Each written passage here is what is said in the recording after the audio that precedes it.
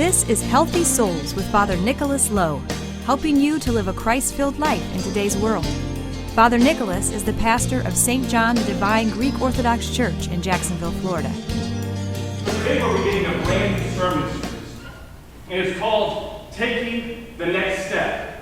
Because I believe in my core that there's areas that we as individuals, even we as a church, and even more importantly, we as a society need to take the next step in. There's areas that we as a society need to move forward with. You know, the next 4 weeks we're going to talk about them. But today is probably perhaps one of the most important ones. That I think that we as a society and as a community need to take the next step to fight for our children.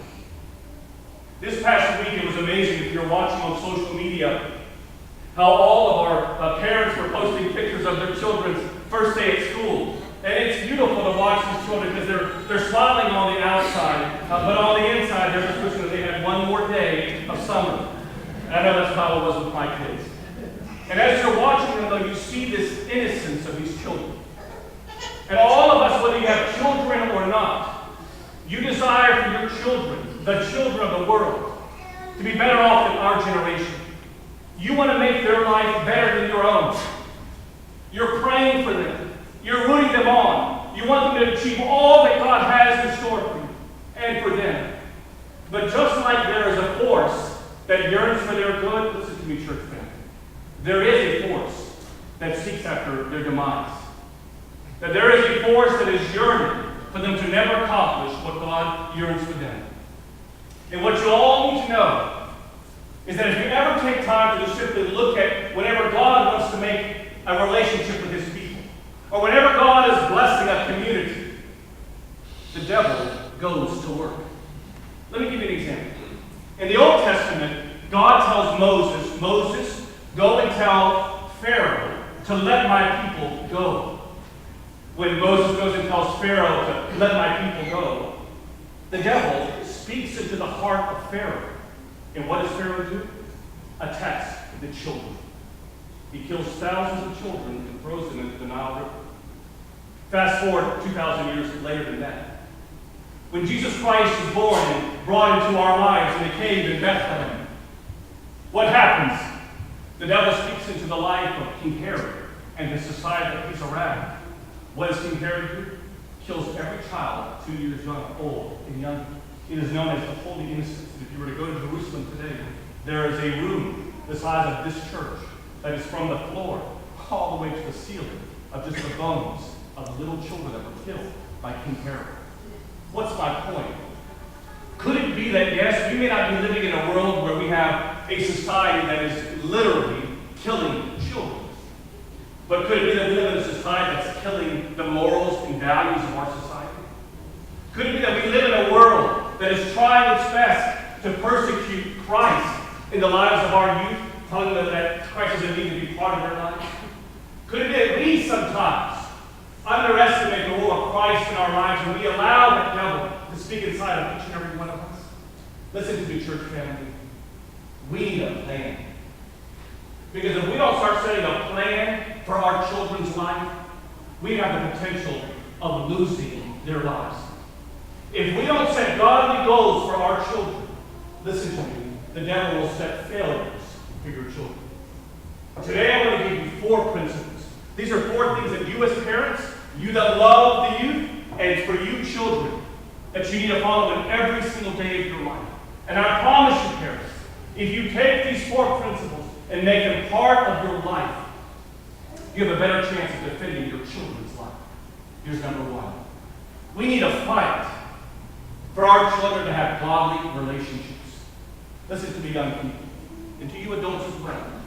The most important decision you'll ever make is the friends that you choose to have in your life. You are a sum total of all of your relationships. Oftentimes tell people, show me your friends, I'll show you your life. And one of the things I try to encourage everyone is to remember that in your life, you may not remember the last 10 sermons that Father Nick gave.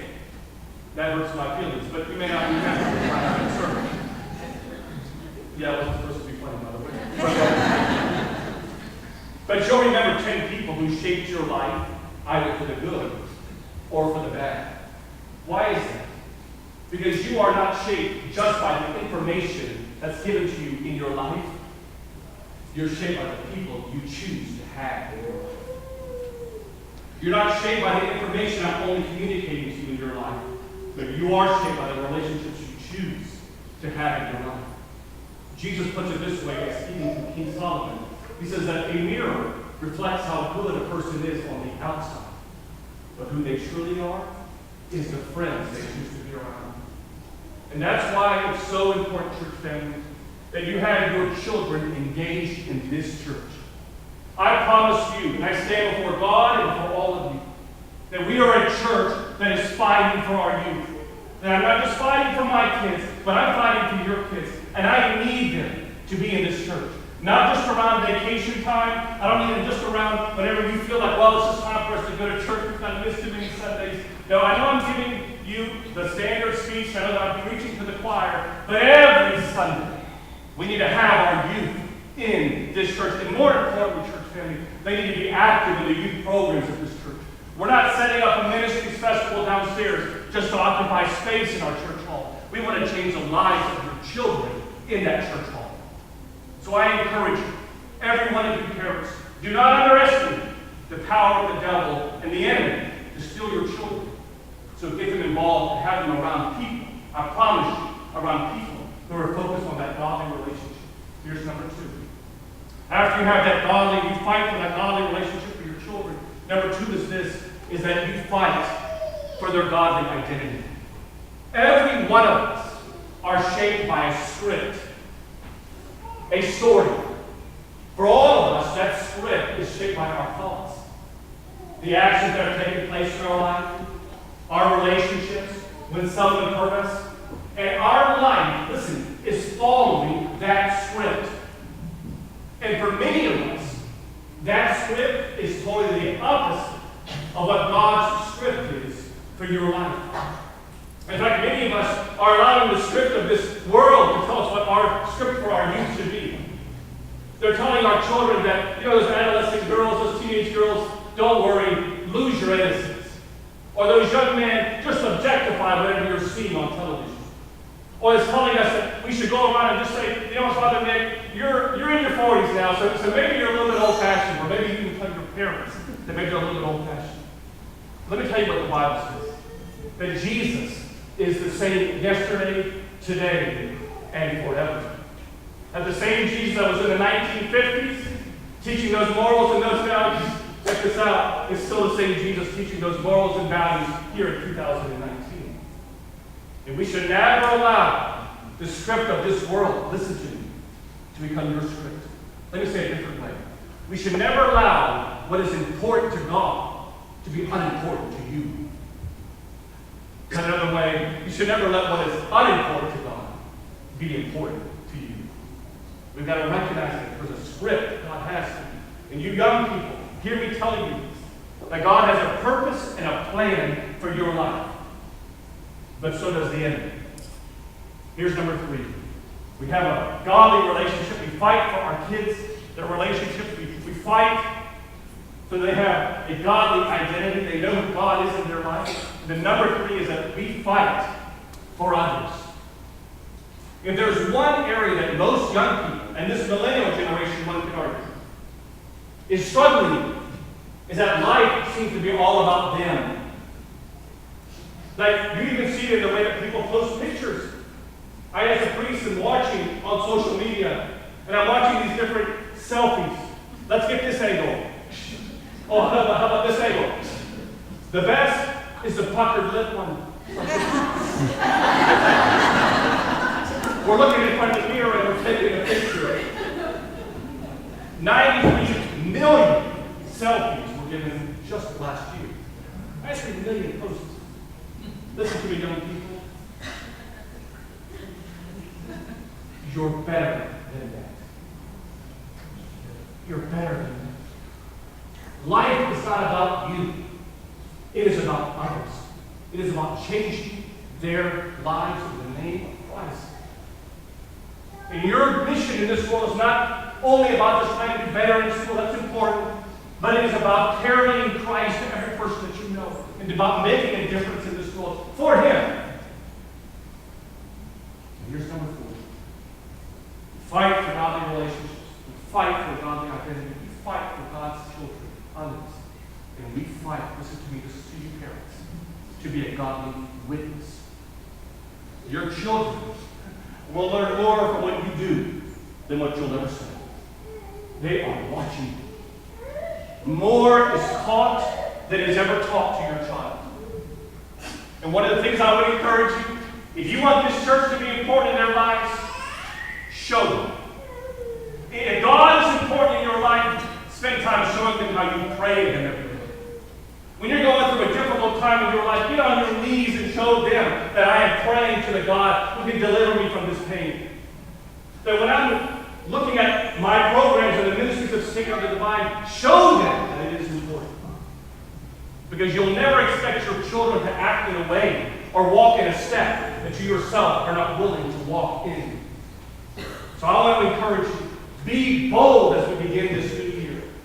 And I'm going to take that step and I'm going to witness to my children because they are watching what is important in their lives. I leave you with this. When I went to the seminary, I was on fire for Christ. I ended up studying 2 master's degrees and a doctorate degree, all in ministry and counseling. Roxanne has 2 master's degrees and a PhD in psychology. I don't say that as any kind of arrogance. Trust me, letters next to someone's name mean absolutely nothing to me.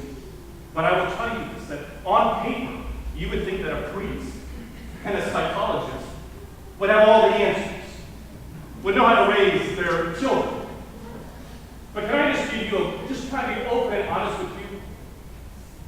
That one of the most difficult decisions that we have as parents, both me and Roxanne will tell you this, is not building a church. It's not holding and maintaining a practice. It is fighting for George and Gabriella. Because I don't know where they're going to be in 5 years from now. I don't know where they're going to be in 10 years from now. And I don't know if they're going to be in love with God or not. But the one thing I've always told my children is this. 3 goals I want for you. That you love God above all others. That you love your mom and dad. And your sister and your brother. And that they love you. And right now I can tell you, they do all of that. But I know that there's a force after them. And not just after my children. They're after yours. And they're after the children of our community. And I just want you to join me in this fight. If I want to fight for my kids, yes. But I want to fight for yours too. So walk with me. Let us fight for godly relationships. Keep them close to this church. Let me fight that they know their identity, their godly identity. Let them fight for others, that this life is not just about the selfie, it's about the ussy. And then let us fight that we are a witness to them. Because if we do not have a plan for their life, we run the risk of losing their life. And what is important to God should always be important. We invite you to join Father Nick and his wife, Dr. Roxanne Lowe, on the 2nd and 4th Tuesday of every month for their Healthy Minds, Healthy Souls call-in show at 8 Eastern, 7 Central on Ancient Faith Talk.